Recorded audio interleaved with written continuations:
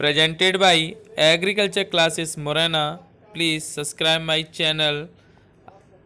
Subject पशुपालन, chapter number 9 बकरी पालन, ऑब्जेक्टिव क्वेश्चन अंक 2। नमस्कार दोस्तों, मैं नरेंद्र सिंह एग्रीकल्चर क्लासेस मुरैना से आप सभी का एक बार फिर से स्वागत करता हूं। इस वीडियो में मैं आपके लिए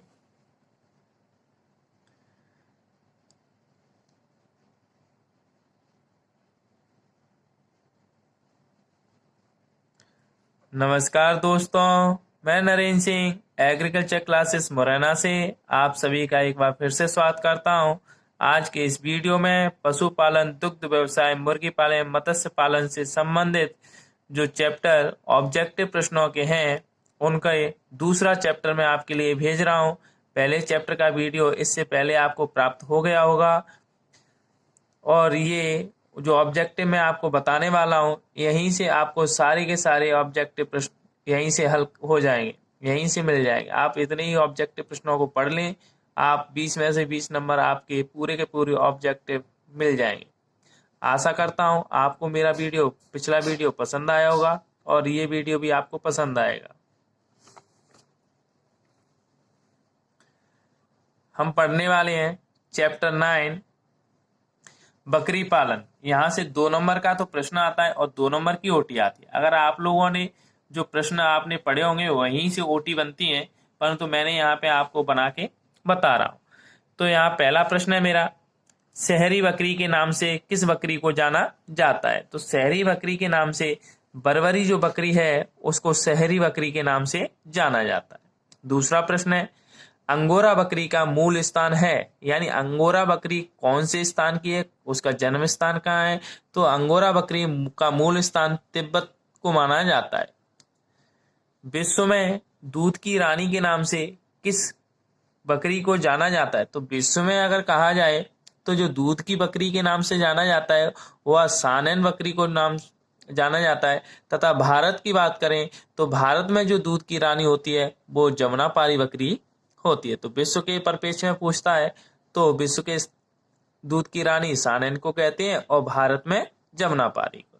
अगला 4 पॉइंट पढ़ते हैं, केंद्रीय बकरी अनुसंधान संस्थान कहाँ स्थित है? तो जो केंद्रीय बकरी अनुसंधान संस्थान है वो फरय मथुरा, यानी अगर आगरा से मथुरा जाते समय रास्ते में फरय मिलता है और ये कस्बा टाइप का है और इस फरय ये मथुरा जिले के अंतर्गत आता है, तो ये फरा मथुरा बकरी का अनुसंधान केंद्र होता है। अगला प्रश्न है, पश्मीना ऊन कश्मीरी बकरी से प्राप्त होते हैं। प्रश्न आएगा पश्मीना प्राप्त होता है, तो हम लिखेंगे कश्मीरी बकरी से। किससे प्राप्त होता है पश्मीना? कश्मीरी बकरी से प्राप्त होता है, आपको पता होना चाहिए। अगला प्रश्न है मेरा कि बकरी का गर्भकाल कितने दिनों का होता है? तो बकरी का गर्भकाल 151 दिनों का होता है। कितने दिनों का होता है? 151 डेज का होता है। कभी कभी यहाँ पे प्रश्न पूछ लिया जाए, जैसे मान के चलें यहाँ मैं आपको बता रहा हूँ कि बकरी का गर्भकाल होता है 140, 145, 170 और 148, तो आप क्या लगाओगे? 148 को आप यहाँ पे लगाओ, क्योंकि जो 151 के नजदीक होगा वही क्या होगा, हमारा आंसर होगा। ठीक है, तो कभी कभी 150 भी कर दिया जाता है, इसलिए मैंने ये आपको बताया। बकरी को कहा जाता है तो बकरी को गरीबों की क्या कहा जाता है? गरीबों की गाय कहा जाता है। बकरी का दूध कैसा होता है? तो बकरी का दूध होता है तो क्षारी होता है और एक पाचक, यानी बकरी का दूध कैसा होता है? क्षारयुक्त होता है तथा ये अत्यधिक पाचनशील और पौष्टिक होता है। अगला प्रश्न है, अल्पाइन जो नस्ल की जो बकरी है वो कौन से, उसका मूल स्थान क्या है, यानी उसका जन्म स्थान क्या है? तो जो अल्पाइन नस्ल की बकरी है वो कैसी है? एक तो विदेशी बकरी है और दूसरा ये फ्रांस की है। यानी आपसे पूछा जा सकता है, 2 प्रकार से यहाँ से प्रश्न पूछा जा सकता है कि भाई अल्पाइन नस्ल का मूल स्थान कहाँ है? तो अल्पाइन नस्ल का मूल स्थान फ्रांस को माना जाता है। और यदि वो पूछता है कि किसी विदेशी बकरी का नाम बताइए, तो अल्पाइन एक विदेशी बकरी है। और ऊपर भी हमने पढ़ा था अंगोरा बकरी भी है, वो भी कैसी है? विदेशी है क्योंकि वो तिब्बत से है। सानेन है वो भी विदेशी है क्योंकि वो स्पेन से बिलोंग करती है। अगला है बकरी के दूध में कितने % वसा पाई जाती है, यानी जो बकरी का दूध होता है उसमें 4 से 5% क्या पाया जाता है, वसा या चिकनाई पाई जाती है। अगला प्रश्न है मोहेयर। मोहेयर क्या है, एक प्रकार के बाल हैं मोह, और ये किससे प्राप्त होता है, जो अंगोरा बकरी होती है उससे प्राप्त होता है। और अंगोरा बकरी से क्या प्राप्त होता है, प्रश्न आता है तो मोहेयर प्राप्त होता है तो अंगोरा बकरी से, या अंगोरा बकरी से प्राप्त होता है तो मोहेयर। ठीक है। अगला है बकरी का दूध किस रोग में लाभदायक होता है, तो जो बकरी का दूध होता है वो क्षय यानी टीबी ट्यूबरक्लोसिस में काम में आता है।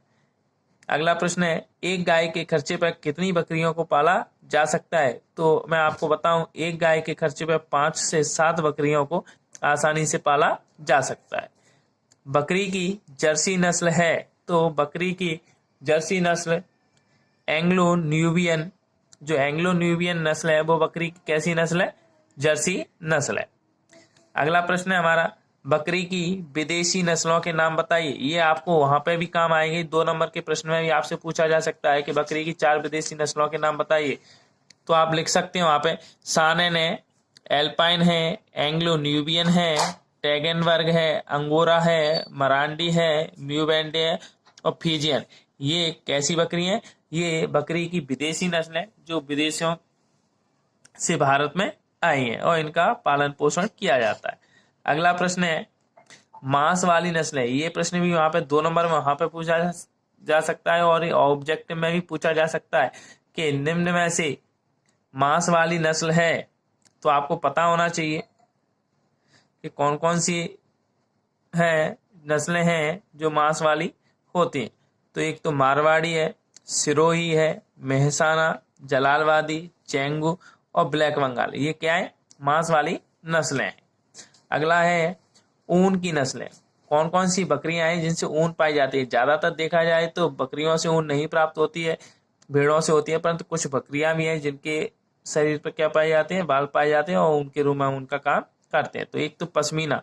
पश्मीना कौन सी बकरी से प्राप्त होता है, कश्मीरी, यानी कश्मीरी बकरी हो गया। एक चेंगू हो गया, चेंगथाम्बी हो गया और चंबा और अंगोरा। इन बकरियों से क्या प्राप्त होता है, ऊन प्राप्त होती। ये प्रश्न भी बहुत बार आ चुका है कि बोझा ढोने वाली बकरी की नस्ल बताइए। तो गद्दी एक ऐसी नस्ल है जो बकरी की जो बोझा यानी भार ढोने का काम करती है। आशा करता हूं ये वीडियो आपको पसंद आएगा और यहाँ से आपके 2 नंबर जो ओटी है वो आपकी यहाँ से पूरी आपको मिल जाएगी। Thanks for watching.